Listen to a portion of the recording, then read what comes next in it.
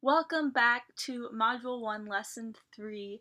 Today we're going to start talking about the 6 steps to becoming a content creator. So there's 6 key steps in order to reach financial freedom as a content creator. The first one is to find your niche. The second is work on your content quality. The third is work on having an engaged audience. The fourth is create your portfolio. The fifth is build a relationship with the brand. The sixth is send that pitch. So let's go ahead and dig into these a little bit more. So we're going to start with finding your niche. That's the first thing you need to do in order to become a content creator. Now, throughout this course, I'm going to preach over and over that consistency is key because it truly is in everything you do.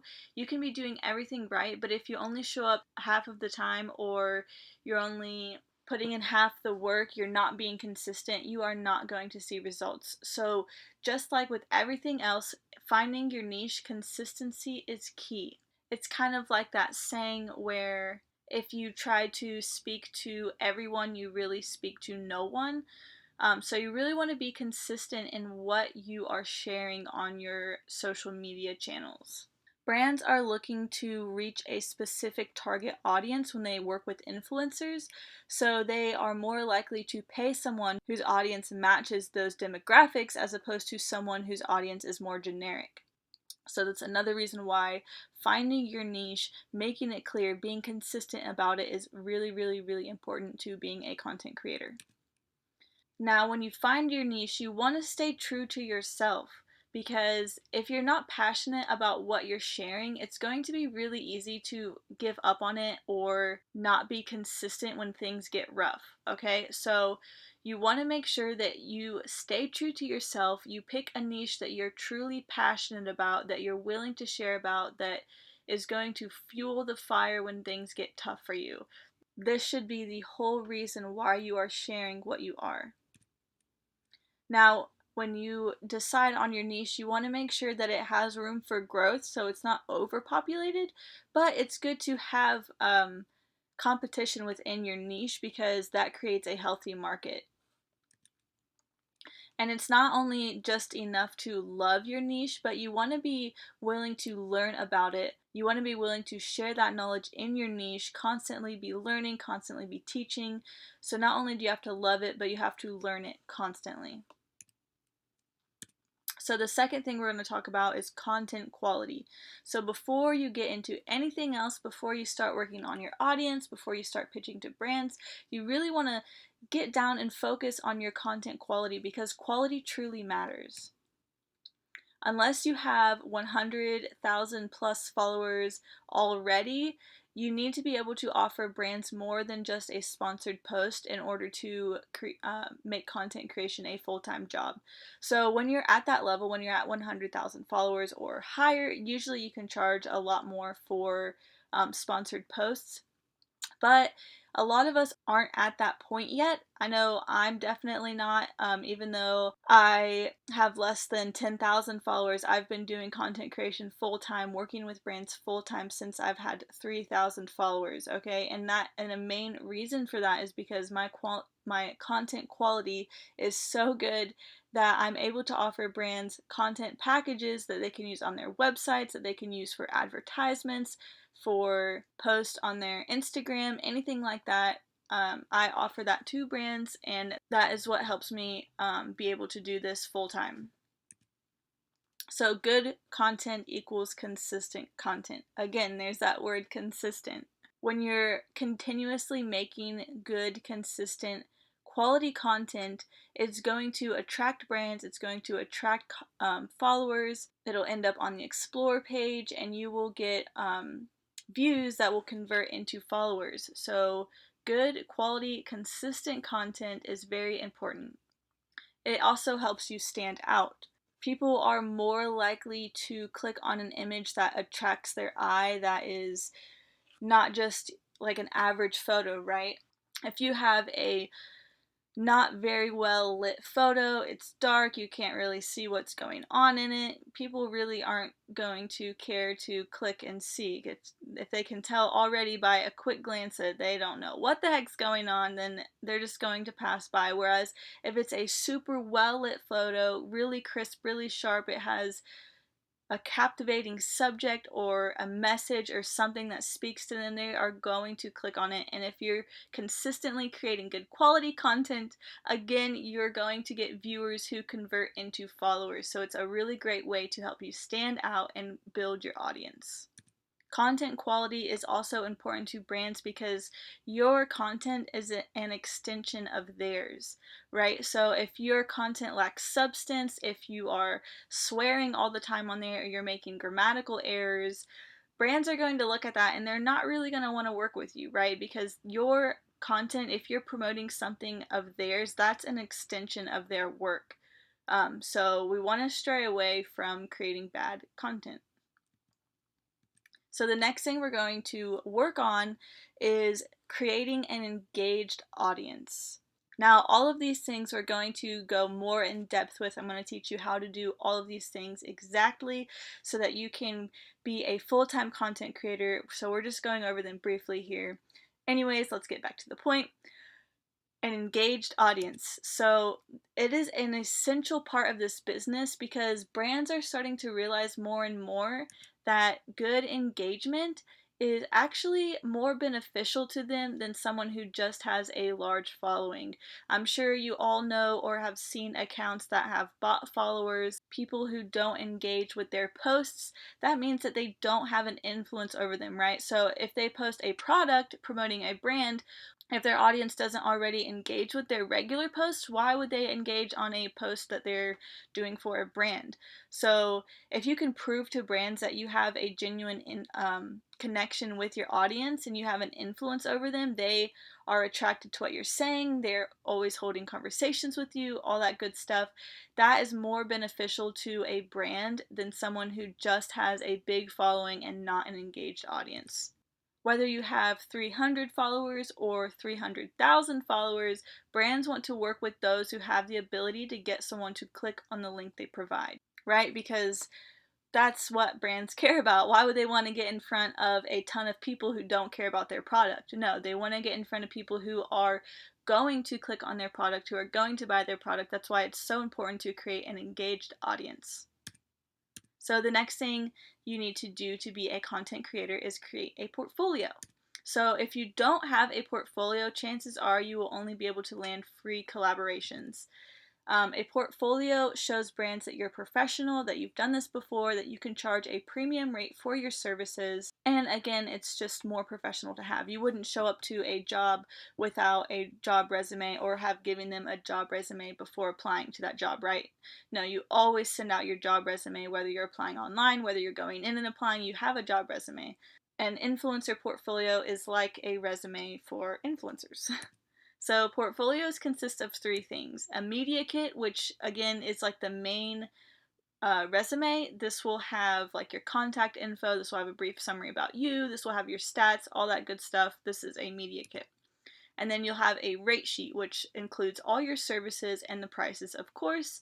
And then last, you'll have case studies. So case studies is a deck or a document containing all the previous work that you've done with brands.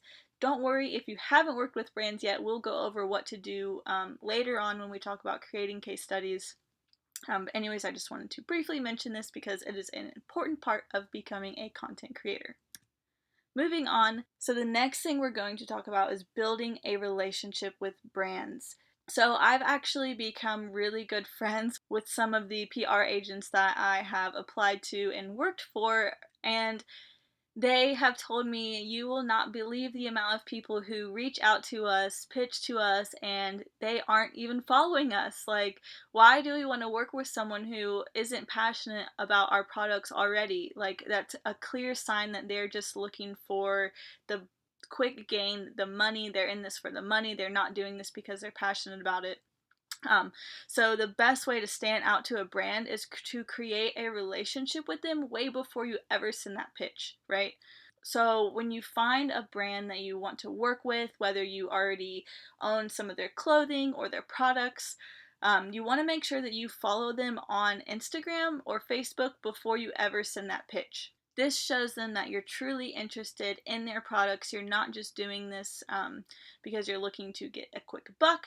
You are passionate about what you are sharing, which is important to that brand. Obviously, why would they want to work with someone who isn't passionate about them? So, you can also create a relationship by liking their photos, commenting, sharing them on their stories, or tagging them in relevant content.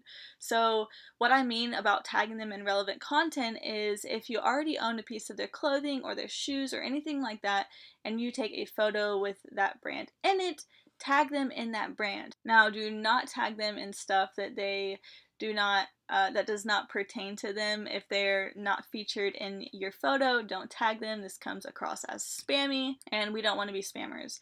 So it's actually really funny because just the other day I did this exact thing. I own a few bracelets from this brand back in my hometown in Indiana, and I took some photos, happened to be wearing their bracelets. I tagged them in the photos, and then 2 days later I got a message from their PR rep saying that they loved the photos, that they really would like to work with me farther and have me create some of their images for their website because they're in the process of redoing their website. So they paid me to go out take photos for their website, and yeah, all because I just tagged them in a random photo that I took that wasn't even about the brand. I wasn't promoting them or anything. I just tagged them in the photo that I had their bracelets. They loved the image, and Solid obviously wanted me to create more images for them. So that's a really great way to stand out to brand and land more brand deals. Okay, yep, and like I said, don't be spammy. You don't want to annoy them or be over pushy or anything like that. You don't want to come off like you are trying to gain anything from them. You want to truly create a genuine relationship with them because you do care about the products and you are passionate about sharing them with others because you love them so much. So don't be a spammer. All right, and the Golden Grail, the dreaded pitch. All right, so this is something that so many people get so nervous to do. I've had so many say, "Oh, like I don't like asking for money," but even though you enjoy doing this, even though you might enjoy taking photos, you enjoy going out and adventuring, if you are taking photos for a product and they are either using those images or you are posting promoting them, you are making them money, so you deserve to be compensated for your time, right? This is a legit business. It's a form of marketing and it's growing bigger and bigger every single year. It's projected to double within the next 2 years. It's already surpassed print marketing. A brand wouldn't go to a TV commercial producer and say, hey, I would love to give you some of my free products if you make a commercial for us and promote this to lots of people so they buy more of our products. No, they would pay them for that service, right? That's what they're doing for you. You should not feel guilty or scammy or anything from asking for money for brands for the work that you do, even though you enjoy it. That's the whole glory of this situation, is we get to make money doing what we love. We get to live passionate, fulfilling lifestyles, and that's the greatest part about being a content creator. So let's get into the pitch. Before you ever do your pitch, you want to do research about that brand. So when I send my pitch out, I personalize every single pitch. Usually I'll even mention their exact statement that I pulled from their website just to show that I took the time to look into them. That is something that is really going to help you stand out. Which is the next point, is make sure you have a pitch that stands out. There's so many people doing this now that if you just send them a pitch saying, hey, I love your products, I would love to work with you or promote them for you, let me know what you think, like that's not gonna stand out to them. They probably get hundreds of those every single day. So you want to make sure you have a pitch that stands out, that is unique to them, that isn't just a copy and paste that you send to everyone. You want to show that you actually took the time to look into this brand, and again, that it's something you're passionate about, because that will speak to them, that will stand out to them, and that will help you land brand deals. So, also in your pitch, you want to make sure you focus on what you can do for them and not the other way around.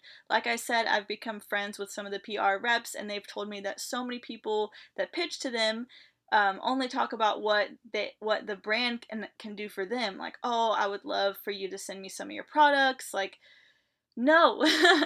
No, no, no, no, no. You want to make sure that you are speaking to the brand as a way that shows that you are valuable to this brand, right? Or why would they want to work with someone that's not valuable for them? You want this to be a beneficial relationship on both sides, right? So you want to be getting paid for something, but you also want to make sure that you are truly a value to that brand. Otherwise, yeah, you're going to feel scammy about asking them for money if you can't really get people to convert, if you don't have that engaged audience.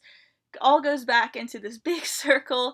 Yeah, you want to make sure that you are of value to the brand, and when you send your pitch, you want to make sure that you emphasize that in the pitch. Also, don't discredit yourself. For example, if you don't have a lot of followers, don't say, I know I don't have a lot of followers, but my engagement, like, don't discredit yourself. Don't even think about saying that, because if you don't see the value in yourself, how can that brand see the value in you, right? So don't even mention anything. Only speak of the positives. Only talk yourself up, because when you're doing this, you truly want to be, again, a value to the brand, right? So you want to make sure that comes across in your pitch. So don't discredit yourself.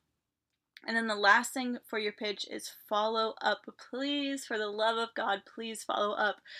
Like I said, these brands probably get hundreds of messages a day. Probably not, that's an exaggeration, but they probably get a lot, right? Especially if they're a big brand.